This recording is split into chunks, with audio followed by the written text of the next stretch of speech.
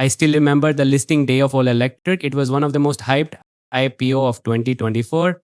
Company got listed on 9th August 2024. And man, what a roller coaster it has been. Its IPO price was 76 rupee.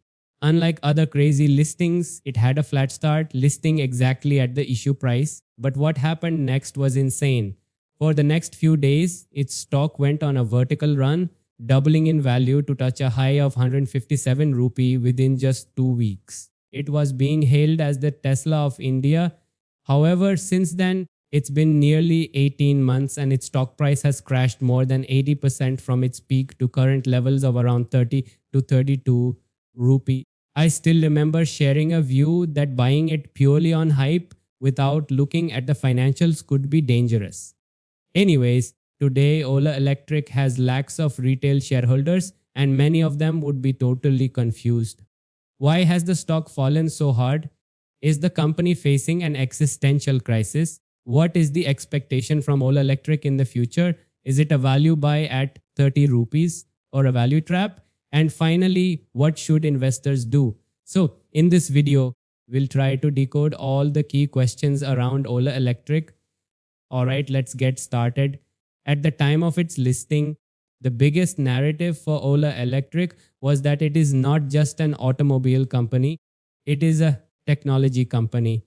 The story was about vertical integration, making their own cells the massive future factory, and the EV revolution in India.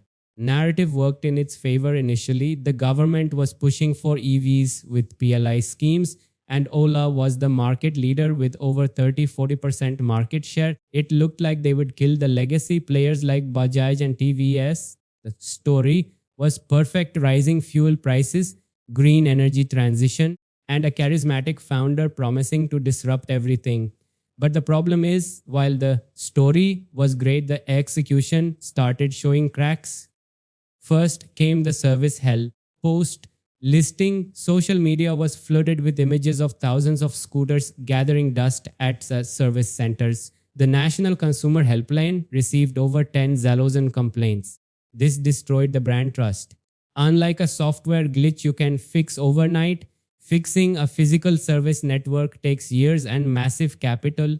Second, the regulatory heat. In October 2024, the Central Consumer Protection Authority issued a show cause notice for misleading ads and unfair trade practices.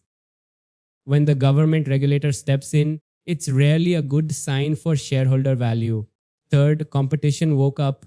The market realized that legacy players like TVS and Bajaj aren't sleeping. They slowly ate into Ola's market share.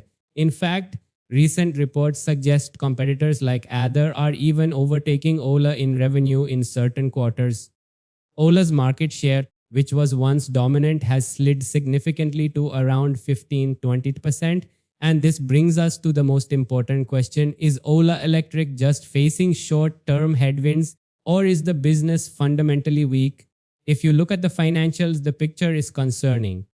In the recent quarters of FY26, we have seen revenue actually declining year on year, in some reports dropping nearly 50%.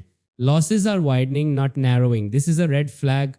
In a growth phase, you can accept losses if revenue is exploding. But here, revenue is shrinking while losses are increasing. Asset quality is another worry, not in terms of loans, but in terms of inventory and warranty claims. High service backlogs mean higher warranty costs, which directly hit the bottom line. So, if the fundamentals are under this much pressure, what about the valuation? At 30-32 rupees, the stock might look cheap because it was once 157. But remember, a stock that falls 90% is just a stock that fell 80% and then got cut in half again. Currently, the company is still loss-making, so there is no price to earnings, a PE ratio to look at. We have to look at price to sales or price to book. Even after this correction, if the revenue is falling, the cheap valuation can become expensive very quickly. Unlike the example of Bajaj Housing Finance, where the business was great but the price was wrong, here the market is questioning the business model itself. Can they fix the service issues without burning all their cash? Can they regain market share from Bajaj and TVS? So Practically, this is what I think. Buying now is not investing, it is contrarian trading. You are betting that the management will fix the service mess and the new motorcycle launch will be a hit. That is a high risk bet. If you are a conservative investor, this is a wait and watch story. Let the company show 1 or 2 quarters of stable revenue and reducing losses. Let them prove the service issues are behind them.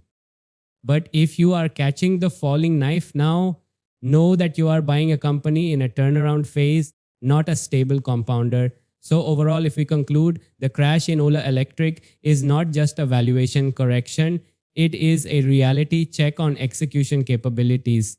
Fundamentals are currently weak, and the road to profitability looks longer than promised.